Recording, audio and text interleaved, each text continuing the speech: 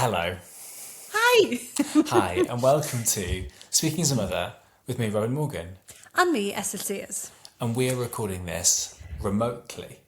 Yes, because I think we overestimated how efficiently we could record over the summer holidays. Yeah, I think as a Maybe? parenting podcast, we should have realised this. We're recording this, I believe, me and the kids worked it out, that we are into the second half of the holidays. Yes. I think first day of week 4. How's it been for you? Fine. Sure. No, as in, I've just had my kids for 2 weeks straight. And they went to their dad's yesterday. So I'm in that really weird, I don't know what I'm doing. Sure. Also because I had a lovely 2 weeks with them. Like, Good, I'm glad. spot on. Couldn't have been better. We did everything. No one died. Yes, those are the two good things you want to do. You want to do everything. Yeah. Up to and excluding death. Yeah.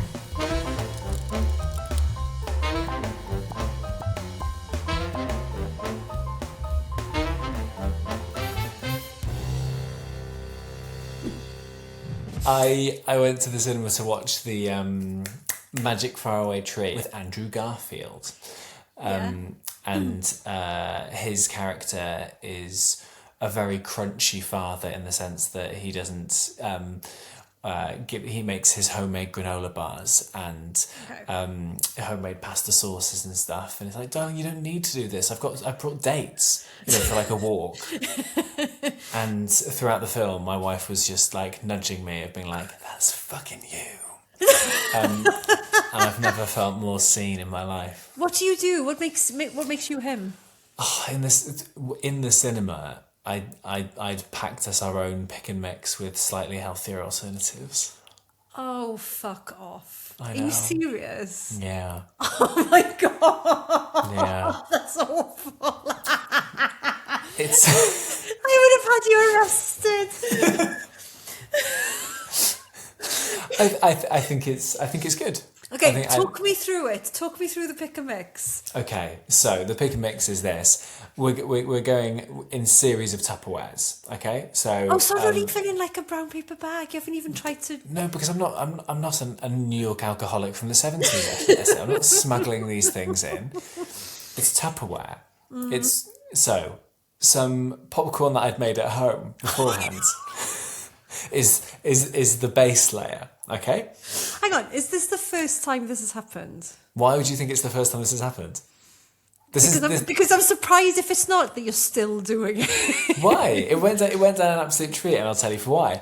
There's some dried mango from a shop up the road. Delightful. A little bit of sweet, a little bit of crunchiness. We love it. A couple of there is some chocolate in there. I think it might be some like chocolate covered raisins or chocolate covered bits and bobs. Okay, so I'm not a maniac. I think that's fine. And then you got some little bits of grape in there as well, just sort wet. of like Wet with popcorn. You didn't hear me say the Tupperware, Esyllt. Oh, so they're Of in course. separate Tupperwares. No. But the Tupperware is to deal with the wetness. It's not like what's it called? Porous. It's not like soaking up the wet. No. If anything, it'll create like a what's it called? Like An incubator. I'm thinking of a rainforest. Right, sure, yeah. A microclimate. A wet microclimate. If my kids are saying, should we get some pick and mix? I'll say, no, I've got a Petri dish. I've got a Petri dish at home. We've got Petri dishes at home. It went down a treat, yes. So I don't know what. What do you mean? How are you measuring this? What do you mean? How do you know it's gone down a treat? They haven't complained. Oh. Was Jen eating this, or did she buy her own pick and mix? She didn't buy her own, but I'd love to. She's out at the moment. She's been out in Oxford with some friends, so she'll come back at some point during this record probably. Okay. And I'll ask her out of 10 what her opinions on the homemade pick and mix were. Okay. Why are you doing this? Because I am a health conscious guy. Right. There's health conscious, and then there's the cinema. Sure. So it's like you can have moments where it doesn't matter. Sure. It's all pick and mix in the dark, Esyllt. And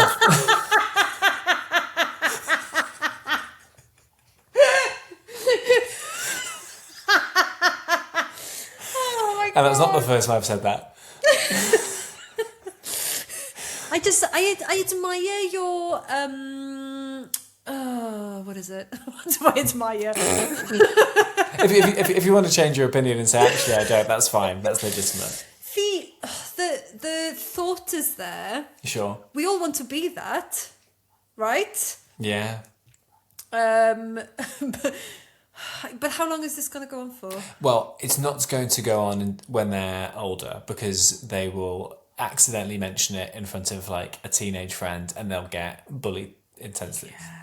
My grandmother took me and my sister to see Jurassic Park when it came out. So whenever it was, 1993 or something. Yeah. She brought with her a Tupperware of Welsh cakes and a flask of soup. Okay. To a very jumpy film. Yeah, sure. I guess the scene where the water glass is rippling, that was happening with some pea and ham. But that was my grandmother. I think. My grandmother's soup was amazing. I don't even know what it was. It was just veg, but it was. It's all soup in the dark.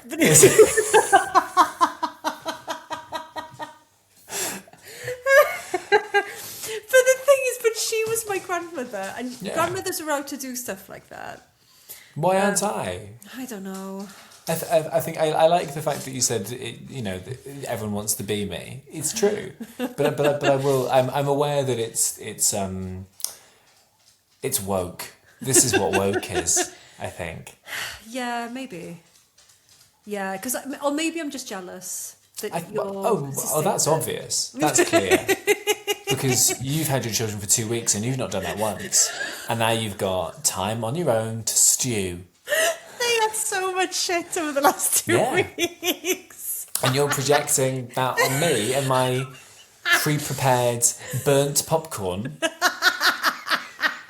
And I had to come home to a saucepan that was almost blackened to its core. A carcinogenic pick and mix. Yeah. Okay. Great. Yeah, but cool, man. Yeah, what a cool guy. But I know it's weird, which is why this happened months ago, and we've been doing this podcast since then, and I've not had and also probably because I didn't want to bring it up in person, so I'm doing it during a remote episode. So I feel like you would give me a dead arm or something. Dead arm and then walk out. Yeah, just you'd give me like beats. That's so funny. Good dad beats. Oh, your kids, bless them. Yeah. Tell me what you did in this 2 weeks that you had your children. Climbed Yr Wyddfa. Oh my gosh. Biggest mountain in Wales. In Wales and England. Southern Britain. Southern Britain, isn't yeah. It? Yeah. Yeah. I've done it. Well, now I've done it 5 times. That's impressive. Yeah, but that's me having dated someone who lived at the foot of Yr Wyddfa for a while. And you were like, chase me. And But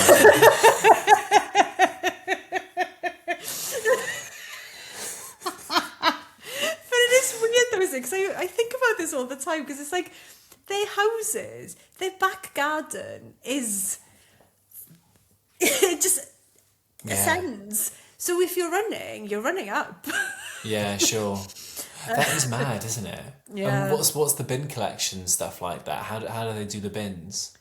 Ooh, that's a very good question. But then, I think it's normal bins down at the foot of the mountain. Yeah. But then at the top, they have to bring... So there's a cafe at the top. They have to bring the bins down on the train.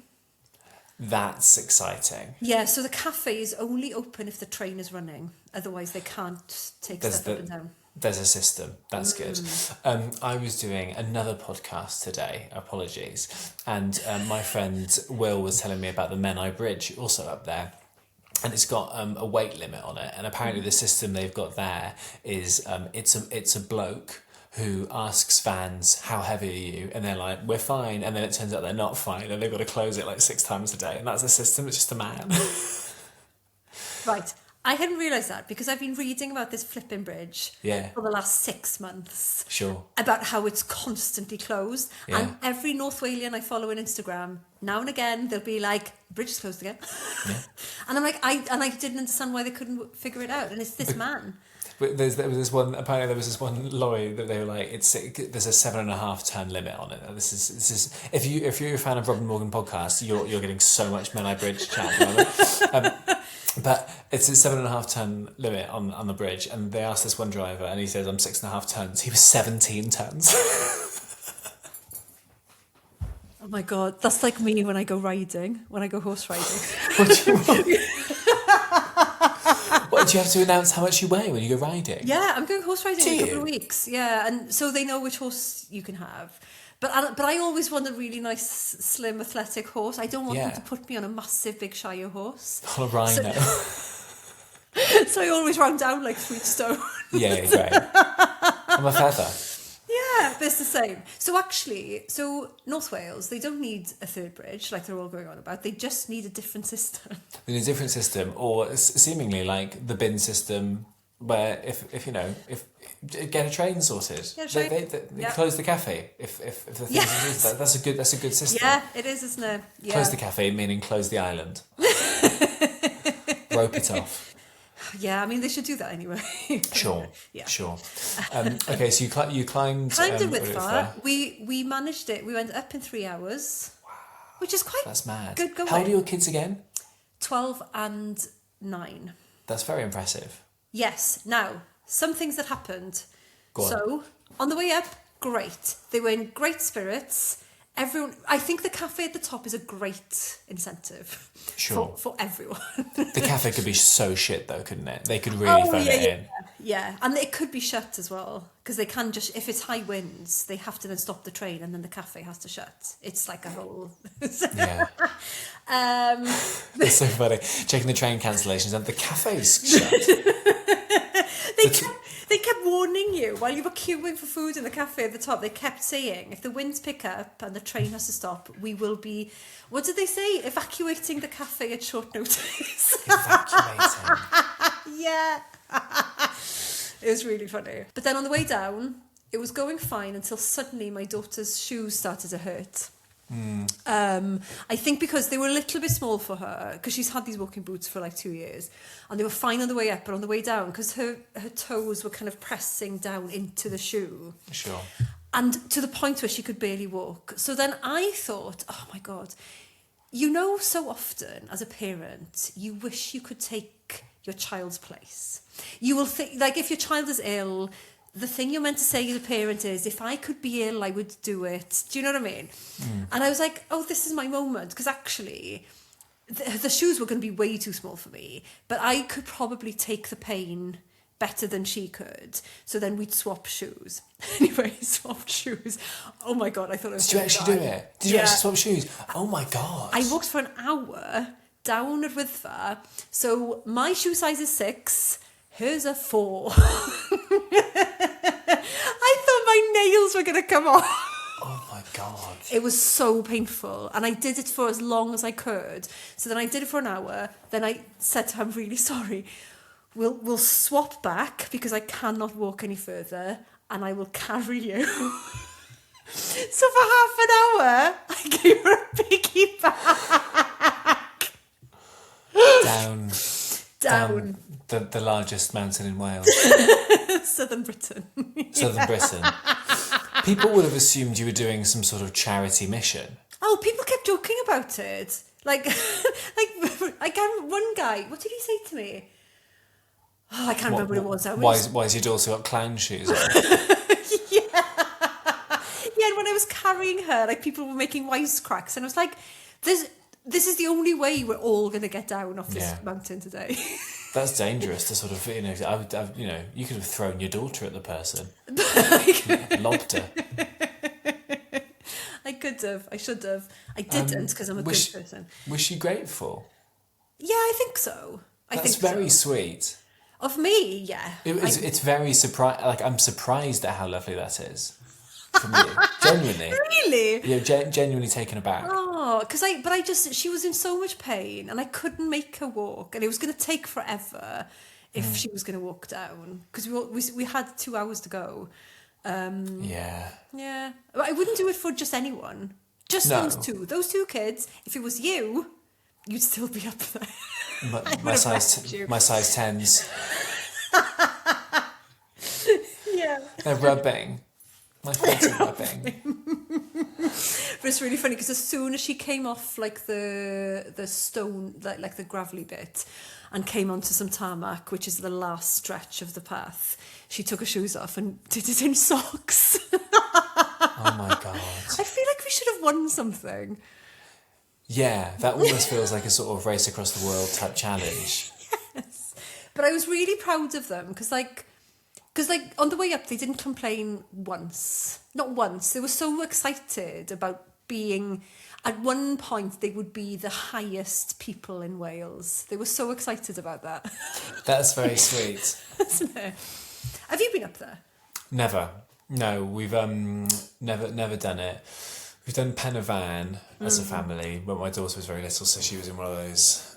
We borrowed one of those backpacks, and she was. There's a photo in the other room of me, Jen, and my eldest at the sort of summit of Penavan, and my daughter is there, but you can't see her because she's just in the backpack there. So I might try and slowly Photoshop just a little bit of like a little bit of orange hair, just slowly. Oh, bless her. Growing with every year, yeah. But no, I'd like to do it. Do you reckon they weren't complaining on the way up because they were in so much pain because of the poor footwear that you put them in? Well, no, because my son, I'd bought him brand new walking shoes like 2 days previously, so he was flying. Sure, was he enjoying it? Yeah. And he had new socks, new like proper walking socks, like those thick ones. Nice. That's the thing, because kids are like men. Like they just need the kit, right? Give them accessories and a new thing, a new bit of something. Yeah, no, I get it. Yeah. So there was that. Then we went glamping for a week. We kayaked. I borrowed a kayak from a friend, and we kayaked for a bit. Where did you go kayaking? So on the site we were staying, there's like a lake, so we could do it there. Tell me about I went kayaking in Portugal 2 weeks ago. On your own? Yeah, I had enough. And I tried to lose myself and sort of like fake my death so Jen could get the life insurance, but sadly I returned to home like a boomerang. No, went out with the kids. Tell me about the formation which you went in. Oh, so it was a 2-man kayak, so we had to take it in turns. Sure. But I was usually at the back. Yeah, steering the ship. Yeah. You enjoy it? Yeah, I did. I said. Feel busy, powerful. Yeah, and I had one of those moments that I often have when I do something that I don't usually do, and I think, well, this could be me now. And when I get home, I'm going to go to another lake. Sure, like kayak on the school run or something. Yeah. Down Tesco. Yeah. I mean, yeah, but like the kids enjoyed it, and then we went walking a lot, and then we went cycling. You're like a little triathlon family, aren't you? Look at you go. Yeah, which I'm not that person. I'm not like, we have to do activities constantly on holiday. But I don't know, it just felt it was not the right weather for it. Good weather, right? Yeah, exactly. Just go out, and then it means that they could eat loads of shit. Because we burnt off a lot. Hence why you didn't need to make homemade pick and mix. No way. Wait, I'm trying to think what the most homemade thing was that I made. Probably just washed some strawberries. That's pretty good. But you're a forager. You're like sort of... Oh, we're coming into my season, Robin. Oh, really? I'm at this moment considering buying a deep freezer. Like a chest freezer. Yeah, nice. Yeah. Because I berries. Yeah, and for when, because the farmers' crops have failed, so... I need to fill my freezer with foraged goods. Are you going to start prepping? Maybe. Have we talked about this a bit before? I think so. Yeah, but now it feels like it's not just war, right? It's life. It's life. It's farmers. Because I was reading a list of all the things that they say that are going to fail this year, like crop wise. Mm-hmm. So potatoes. Right. cucumbers, pumpkins. Shit. So, and I can attest to the pumpkin thing because my pumpkins have royally failed this year, and I usually grow great pumpkins. Are we going to start having issues Halloween time? Yes. Or is it going to become incredibly insensitive to use them for carving when we should be using them for eating? Yeah, like having a bath, right? Like having a bath. Yeah. Is it going to be like when you call your neighbours because they're hosing the garden down during a hosepipe ban? Are we going to call the police when I see number 6 lighting a spooky lantern across the road when it should be my children's tummy? But I think maybe we have to go back to the Swede. What are you on about? Did you not use Swedes when you were younger? Carving a Swede? No, I'm not Dutch.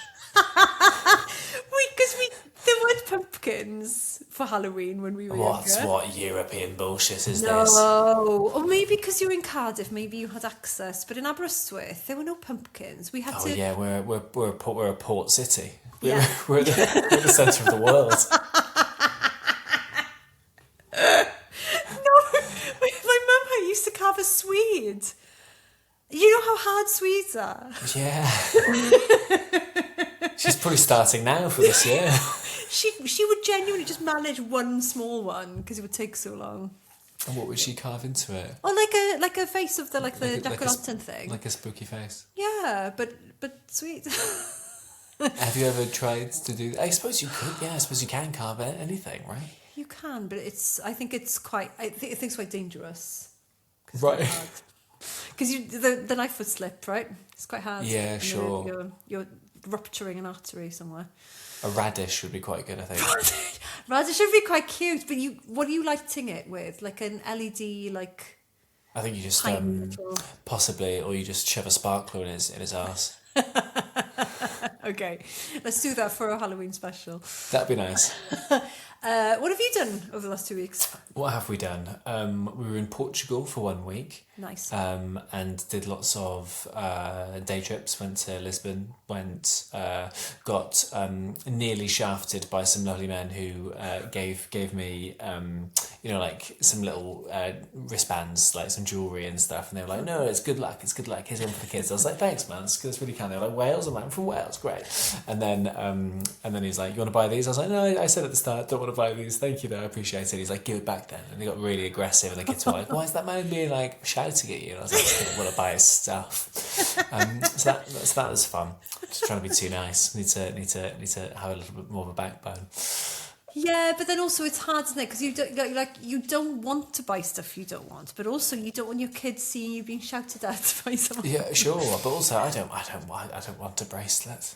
No. I don't really want to buy. The only bracelet I'd like to wear is the one that my daughter makes me, and they're between you and I very tight. Very tight on the skin. Yeah, because it takes longer to make a big one. Yeah, exactly. She's had enough. Yeah, exactly. This is it. This is it in our sweatshop for jewellery. This is what we've come up against. Watched a lot of been to Cardiff quite a few times. What we watched Cardiff beat Roma. 4-1, that was cool. My daughter started chanting "Roma get battered wherever they go" after we went up 1-0. I've not taught her this song, so is it a song that exists or she made it up? No, it's sort of like okay. Opposition team get battered wherever they go. Whoa, whoa, whoa. Oh, fine. So she's becoming a football hooligan. And we were at the game on Saturday, and they'd closed off like the family stands because it was like League Cup round, so like not many people were there, and we were sat firstly on the front row, like the row A, which I'd never been sat on before. Weird to sort of like watch the game from that angle.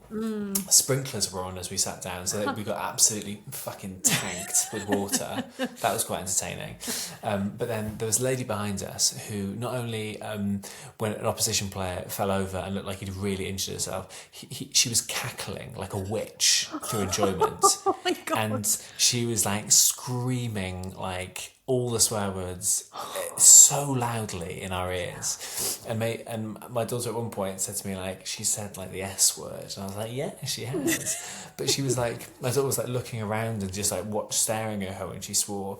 And I was going to be like, oh, don't stare. And I was like, no, actually, yeah, you do you. Yeah. Put this woman to shame a little bit. Yeah, because you weren't going to say anything, were you? No, because if we were in the family stand, I probably would have said something. Yeah. But like that could be her seat that she's had for 40 years, and that's her enjoyment. Where she wants to call Swindon Town defender a cunt. Maybe she wants to do that. So live and let live. Yeah. But geez, Louise, it was It's a long 90 minutes, isn't it? It was a lot. But and I'm a potty mouth. But I mean, yeah, I was like, come on, play the game. But it's also because you're just stuck there as well. So it's not just like you're going through a crowd, or it's not just like a TV program where someone's sworn and stuff. You're having to listen to that. That's part of it now. This is your experience. And also, like, she must know certain words, but not some of them. So I was trying not to sort of like. I remember when I first went to a game with my son, my father-in-law heard some sort of chant and put his like hands over my son's ears. I was like, don't do that, because it's like addressing like what's. Yeah. He's 5. Yeah. And they want to know, right? Oh, yeah. They want to know. They all know. So we had like a big chat about it, and me, Jen, and the kids had a big chat about it on the car on the way home. Just like, it's all words, and some people think of them differently, and all this kind of stuff. But yeah, interesting. But no, it's been very nice, very wholesome. Good. We had this. Sorry, just before you carry on, along the line of what you were talking about there with the guy shouting at you in Portugal and the woman swearing, because we had a similar situation when we were camping, because we went to this campsite that I've been to before and it's great, and they have a policy where you have to keep dogs on leads, and we took our dog with us, and we were like, this is great because they have this rule, everyone has to be on lead, no one else was keeping their dogs on lead, and we had like 2 situations where 2 of the dogs like launched at her, quite viciously, to which I had to then scream at owners, like, put your dog on a lead. Afterwards, my son, bless him, we were walking away, and I was trying to explain to them why I shouted, and blah blah blah, why they should have had the dog on a lead. And then my son turned to me and was like, I don't know how I feel. And I was like, what do you mean? And he was like, because I quite enjoyed you shouting at them, but I was also quite scared. Yeah. Because I don't shout like that at my kids. Do you know what I mean? I'm not that like a shouty. I can do angry, but more in like a silent, starey kind of angry. Oh yeah, in a very sort of like esteemed, you have fucked up here. Yeah. And I can do stern. I can do a stern voice, but I've tried my best not to be a shouty parent. So when I shout, I think they get a bit of a fright. That's funny. I don't know how I feel. What a wonderful way to describe your emotions. That's great. Good for him. Because I think he was on one side, he was quite proud. Yeah, like mum's kicking ass. Yeah, and I think he saw that as me kind of protecting them and the dog and me.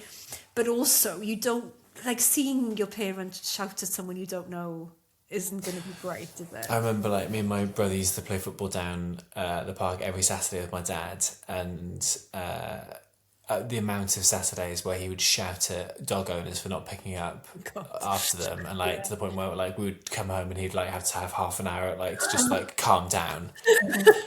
so we saw it a lot. Right. Okay. Yeah. But he's doing good work. That's important. Yeah. Stuff. And this is before there was like fouling signs up. So he was the fouling sign. He was the Menai Bridge fouling sign man. Just that was the system. That's what Cardiff Council had as a system. What a perfect circle. We've done it. Yeah. We've done it. Let's call it here. And we'll be back next week. Yes. Lovely. I've been Robin Morgan. I've been Esyllt Sears. Ta. Bye bye.